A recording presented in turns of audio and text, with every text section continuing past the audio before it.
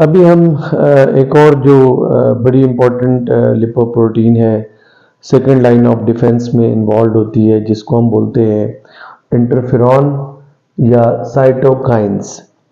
ये जो इंटरफेरॉन्स होते हैं, ये बेसिकली ख़ास किस्म की लिपोप्रोटीन्स होती हैं और ये उन सेल से सिक्रीट होती हैं which are under the attack of viruses. Specially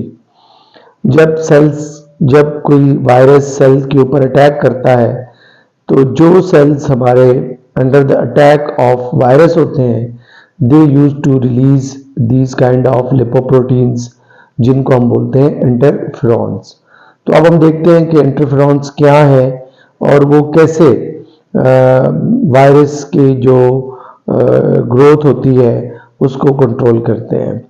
basically viruses को कंट्रोल करने के लिए हमारी बॉडी में जो पर्टिकुलर रिस्पांस जनरेट होता है, वो यही इंटरफेरॉन्स होते हैं, जिनको हम साइटोकाइंस भी कहते हैं। तो let's see what are interferons. Interferons जो होते हैं, इनको हम एब्रीवेट करते हैं IFN से, इंटरफेरॉन्स। और ये बहुत सारी टाइप्स के होते हैं। बेसिकली इंटरफेरॉन्स जो होते हैं, that is the heterogeneous group of lipoproteins. तो कीप इन माइंड कि इंटरफेरॉन्स जो है ये बायोकेमिकली लिपोप्रोटीन्स हैं, हेट्रोजीनियस ग्रुप ऑफ लिपोप्रोटीन।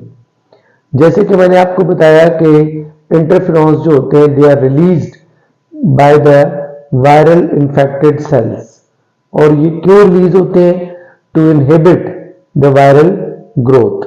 यानी जिन सेल्स के ऊपर वायरस ने अटैक किया होता है, वो सेल्स इंटरफेरॉन्स प्रोड्यूस करते हैं और फिर इंटरफेरॉन्स उन्हीं सेल्स में उस वायरस की ग्रोथ को कंट्रोल करने की कोशिश करते हैं या ग्रोथ को कंट्रोल कर लेते हैं, ताकि मजीद इंफेक्शन जो है वो स्प्रेड ना हो। इनको हम साइटोकाइंस भी कहते हैं।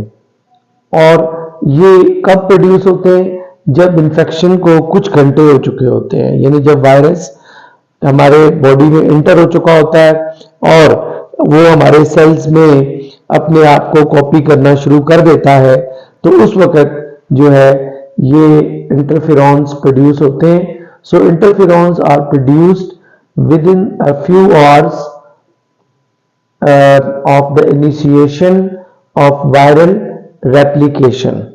यानी जब वायरस की कॉपीज बनना शुरू हो जाती हैं, तो उसके कुछ घंटों के बाद जो है वो इंटरफेरॉन्स बनना प्रोड्यूस हो जाते हैं by those cells which are under the attack of virus. अब इंटरफेरॉन्स का मोड ऑफ एक्शन क्या होता है? ये कैसे वायरस की ग्रोथ को कंट्रोल करते हैं? तो इनका जो नाम है, that is interferon. This interferon word come from interfere. Interfere से निकला है ये वर्ड, यानी ये इंटरफेयर करते हैं, ये इंटरप्ट करते हैं किस चीज को? वायरल रेप्लिकेशन को एंड वायरल जीनोम एक्सप्रेशन को, कि वायरस का जो डीएनए है उसकी कॉपीज ना बन सके और वायरस से आरएनए भी ना बन सके। इस तरह जो वायरस होता है वो उस अपने होस्ट सेल के अंदर ना तो अपनी कॉपीज बना पा रहा होता है और न ही अपनी प्रोटीन्स के जरिए अपने आप को असेंबल कर पा रहा होता है। तो अल्टीमेटली इन दोनों प्रोसेस के रुक जाने की वजह से जो वायरस होता है उसकी जो ग्रोथ है वो लिमिट हो जाती है और ग्रोथ उसकी रिस्ट्रिक्ट हो जाती है। तो फाइनली जो इंटरफेरॉन्स होते हैं, they limit cell to cell spread of viruses in the body. इस तरह एक सेल में जो वायरस है, जो वायरस ने जिस सेल को इन्फेक्ट किया होता है, सिर्फ वो वायरस उसी सेल तक महदूद रह जाता है, वो फर्दर दूसरे सेल्स तक शिफ्ट नहीं हो पाता। लेकिन कुछ वायरसेस ऐसे हैं जिनके अगेंस्ट हमारी बॉडी के इंटरफेरॉन रिस्पॉन्ड नहीं कर पाते, स्पेशली एड्स का वायरस है या हेपेटाइटिस सी का वायरस है। तो उसकी वजह उन वायरसेस के स्ट्रक्चर्स हैं, दैट वी विल डिस्कस इंशाल्लाह इन डिटेल जब हम वायरसेस को डिस्कस करेंगे। इंटरफेरॉन्स जो होते हैं, इनका एक रिस्पॉन्स ये भी होता है कि इंटरफेरॉन्स बाकी इम्यून सेल्स को भी एक्टिवेट करते हैं। यानी ये इंटरफेरॉन्स खुद तो वायरस की ग्रोथ को कंट्रोल करने में रोल प्ले कर रहे होते हैं, लेकिन साथ ही ये जो इंटरफेरॉन्स होते हैं ये बाकी इम्यून सेल्स को भी एक्टिवेट कर देते हैं, खासकर natural killer sales and macrophages. And in the last lecture जब हमने नेचुरल किलर सेल्स को स्टडी किया था तो वहां पर मैंने आपको बताया था कि ये सेल्स जो है ये उन सेल्स को जाकर अटैक करते हैं which are under the attack of virus या इन्फेक्शन। तो अल्टीमेटली फिर ये जो नेचुरल किलर सेल्स हैं they usually destroy those cells which are going to be infected by the virus, right. तो जब वायरस से इन्फेक्टेड सेल्स डिस्ट्रॉय हो जाते हैं तो मैक्रोफेजेस उन सेल्स को या उन डेब्रिस को इंगल्फ कर लेते हैं। अल्टीमेटली वो वायरसेस और उनसे इन्फेक्टेड सेल्स वहीं पे ही डिस्ट्रॉय होकर खत्म हो जाते हैं और यूं वायरस नेक्स्ट सेल्स तक ट्रांसफर नहीं हो पाता। So this is how that interferon are responsible to limit the growth of viruses.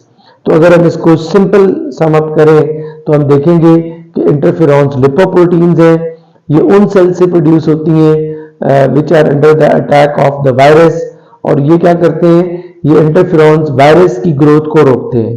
कैसे? ये वायरस की डीएनए की कॉपीज नहीं बनने देते, वायरस की जीन को एक्सप्रेस नहीं होने देते, वायरस को असेंबल नहीं होने देते, तो अल्टीमेटली वायरस की ग्रोथ रुक जाती है।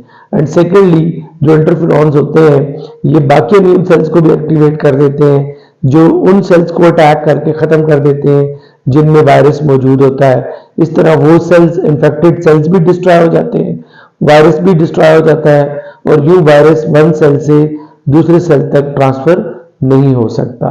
सो this is how that interferon work in our immune system.